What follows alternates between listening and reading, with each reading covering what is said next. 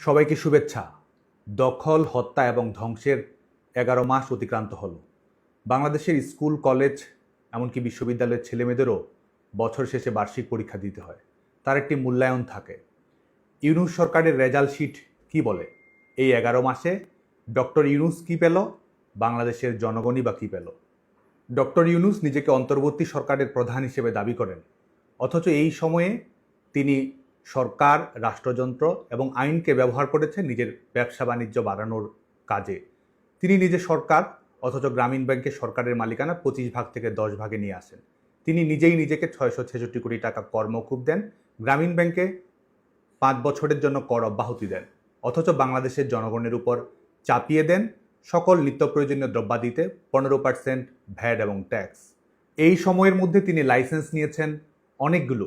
Payment service provider পিএসপির জন্য নিয়েছেন সমাধান সার্ভিসেস লিমিটেড, এছাড়াও লাইসেন্স নিয়েছেন রিক্রুটিং এজেন্সি, এমনকি বিশ্ববিদ্যালয়েরও।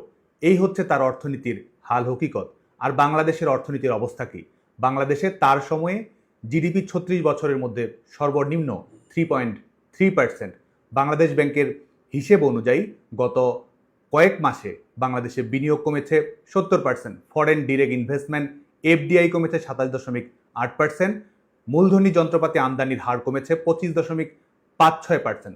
বাংলাদেশে এডিপি বাস্তবায়নের হার এ যাবৎকালের মধ্যে সর্বনিম্ন। তিনি মেধার কথা বলেন, অথচ এই হলো তার পারফরমেন্স। বাংলাদেশে মূল্যস্ফীতি বর্তমানে 10%, খাদ্য মূল্যস্ফীতিও 10%-এর কাছাকাছি। তিনি নিজেকে আন্তর্জাতিক মানের খেলোয়াড় হিসেবে প্রচারিত হতে স্বাচ্ছন্দ্য বোধ করেন, অথচ তার পারফরমেন্স দক্ষিণ এশিয়ার মধ্যে সবচেয়ে খারাপ। তিনি সবাইকে উদ্যোক্তা হতে বলেন, অথচ বাংলাদেশে বেসরকারি খাতে ঋণের প্রবাহ বর্তমানে সবচেয়ে কম, 8%-এর নিচে। দারিদ্র্যকে জাদুঘরে পাঠাবেন, এ ধরনের চটকদার কথা বলে আন্তর্জাতিক মিডিয়ার দৃষ্টি আকর্ষণ করার চেষ্টা করেন ডক্টর ইউনূস, অথচ তিনি আজকে বাংলাদেশে দারিদ্র্য ছড়িয়ে বেড়াচ্ছেন, দারিদ্র্যের বিকেন্দ্রীকরণ ঘটাচ্ছেন, দারিদ্র্যের বিস্তৃতি করছেন। তার সময়ে বাংলাদেশে এক্সট্রিম পভার্টি রেট 7.7 থেকে গেছে 9.3-তে, ন্যাশনাল পভার্টি রেট 20 থেকে গেছে 22.9-এ। বিশ্বব্যাংকের রিপোর্ট অনুযায়ী বাংলাদেশের ৩০ লাখ মানুষ নতুন করে অতি দরিদ্র হয়েছে, জাতীয় দারিদ্র্যের হার গেছে 23%-এ। এটি এতদিন ধরে চলমান দারিদ্র্যের ক্রমহ্রাসমান প্রবণতার সম্পূর্ণ বিপরীত। বাংলাদেশের খাদ্য উৎপাদন ও প্রবৃদ্ধির হার বিগত 10 বছরের মধ্যে সর্বনিম্ন অবস্থায় পৌঁছেছে।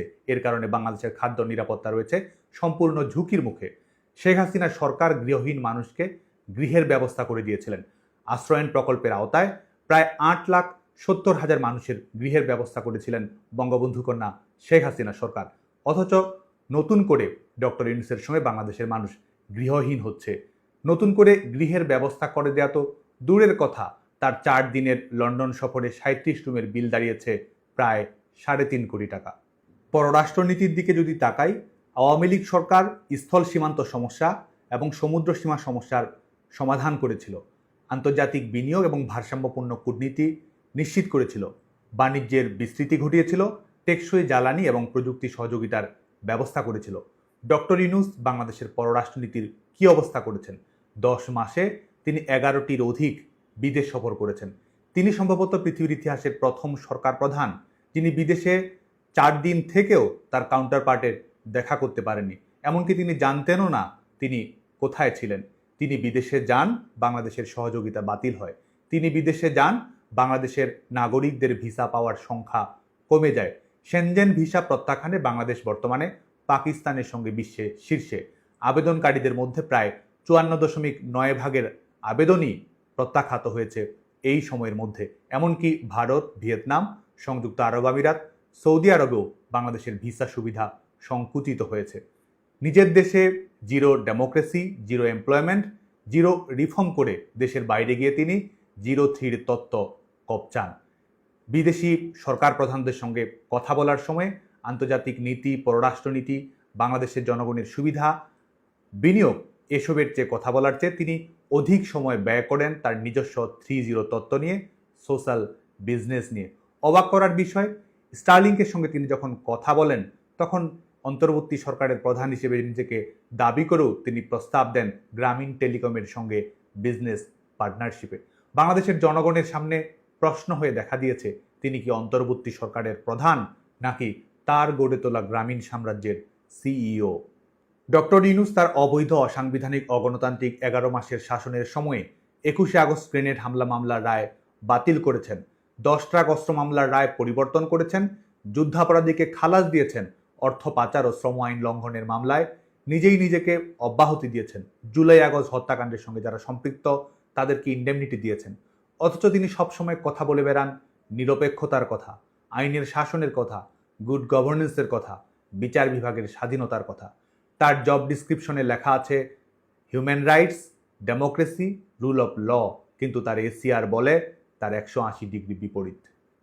দখলদার সরকারের প্রধান ডক্টর ইউনূস সবসময় বলে বেড়ান হিউম্যান এজেন্সির কথা, মানুষের উপরে ট্রাস্টের কথা।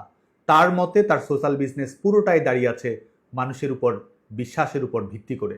অথচ আজ তিনি অবলীলায় বলে বেড়ান 100 টাকায় মানুষের ভোট কেনা যায়, রাষ্ট্র পরিচালনার জটিল বিষয়ে সাধারণ মানুষ বোঝে না, ধারণা করে নিতে অসুবিধা হয় না, মানুষের মানবিক মর্যাদার ধার তিনি ধারেন না, মানুষ নিছকই তার কাছে বিজনেস প্রোডাক্ট বা ল্যাব আইটেম। তিনি ক্ষমতার ভারসাম্যের কথা বলেন, অথচ তার অবৈধ শাসনের 11 মাস সময়ে রাষ্ট্রপতির সঙ্গে আনুষ্ঠানিকভাবে দেখা করার প্রয়োজনও অনুভব করেন না। তিনি বিকেন্দ্রীকরণের কথা বলেন, অথচ বাংলাদেশ সেনাবাহিনীকে পাশ কাটিয়ে করিডোর এবং বন্দরের মতো জাতীয় নিরাপত্তা সংক্রান্ত ইস্যুতে সিদ্ধান্ত গ্রহণ করে ফেলেন। তিনি মানবাধিকারের কথা বলেন, অথচ তার সময়ে 11 মাসে প্রায় 3.5 লাখ, প্রত্যেক মাসে 48,000, প্রত্যেক দিন 1560 জন রাজনৈতিক কর্মীকে কারাবন্দী করা হয়েছে। সংখ্যালঘু নির্যাতনের ঘটনা ঘটেছে 3000-এর অধিক। আইন এবং সালিশকেন্দ্রের রিপোর্ট অনুযায়ী প্রকাশিত মব সহিংসতায় মৃত্যুর সংখ্যা প্রায় 173। তিনি ইনক্লুসিভনেসের কথা বলেন, অথচ বাংলাদেশের জনপ্রতিনিধিত্বশীল আধুনিক গণতান্ত্রিক ঐতিহ্যবাহী রাজনৈতিক দল বাংলাদেশ আওয়ামী লীগকে নিষিদ্ধ করেন। তিনি ইনক্লুসিভনেসের কথা বলেন, অথচ ভোটের আগেই প্রায় অর্ধেক জনগোষ্ঠীর ভোটাধিকার কেড়ে নেন। তিনি নারী ক্ষমতায়নের কথা বলেন, অথচ তার সময় বাংলাদেশে প্রায় 1000-এর অধিক প্রকাশিত ধর্ষণের ঘটনা ঘটেছে। সাব ফুটবলে চ্যাম্পিয়ন হওয়া বাংলাদেশের মেয়েরা আজকে ফুটবল খেলতেও অনিরাপদ বোধ করে। তিনি নির্বাচিত সরকারের মেয়াদ ঠিক করে দিতে চান, অথচ তার নিজের মেয়াদ জানেন না। ইউরোপ, আমেরিকায় গিয়ে তিনি আধুনিকতা, প্রগতি, অধিকারের পক্ষে কথা বলেন, অথচ দেশে এসে তিনি মৌলবাদীদের তোষণ করেন। Enough is enough. দখলদার সরকারের বিদায়ী বাংলাদেশের জনগণের সামনে একমাত্র অপশন। বাংলাদেশের ডেমোক্রেটিক ট্রানজিশনের মৌলিক শর্তই হলো অবৈধ এই সরকারকে বিদায় নিতে হবে কিংবা ঝেঁটিয়ে বিদায় করতে হবে। ফ্যাসিস্ট ইউনূসগং যত দ্রুত বিদায় হবে, বাংলাদেশের গণতন্ত্রের রোডম্যাপ তত বেশি নিরাপদ হবে। এই সরকার কবে বিদায় নেবে, কিভাবে বিদায় নেবে, তা বাংলাদেশের জনগণই নির্ধারণ করবে। গণতন্ত্র পুনরুদ্ধারে আপনিও সোচ্চার হন। আপনারা সবাই ভালো থাকবেন, সুস্থ থাকবেন, নিরাপদে থাকবেন। জয় বাংলা, জয় বঙ্গবন্ধু।